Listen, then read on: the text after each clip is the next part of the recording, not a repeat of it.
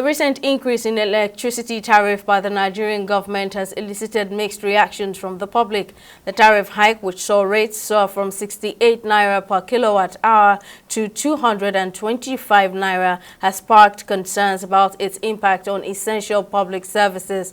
The Nigerian Electricity Regulatory Commission implemented the tariff increase primarily affecting Band A customers. While the Commission has justified the increment as necessary, many Nigerians worry about the burden it places on businesses already facing economic challenges. TV360's correspondent Chidegwe files in the report. The electricity tariff hike is one of the biggest points of discussion in the country at the moment. The hike targets Band A customers who are mainly in urban areas and enjoy at least 20 hours of electricity supply daily.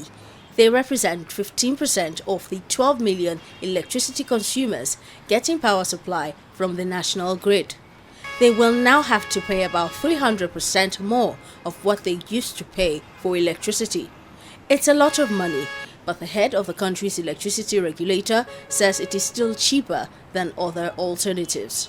Diesel today goes at the rate of 1,500, 1,600 or 1,000, depending on where you live.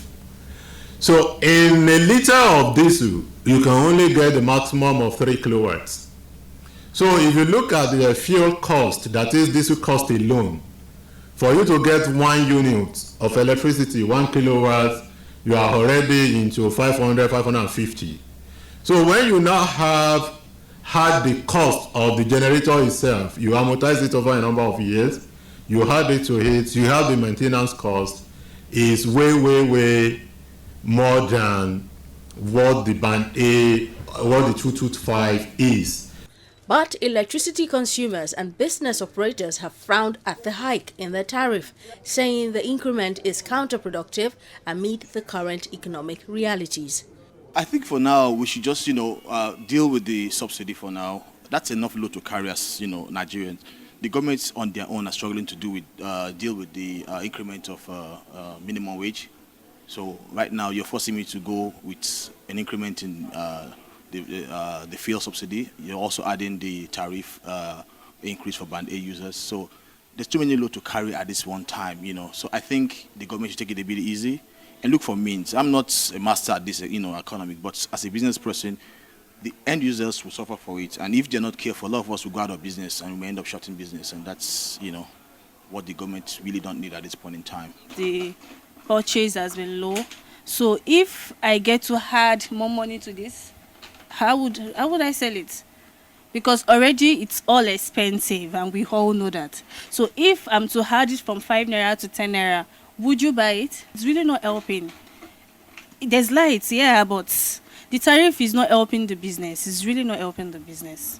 Some energy experts, however, argue that the hike is about appropriate pricing for electricity and that the new pricing will ensure better investment in the power sector and bring about better supply.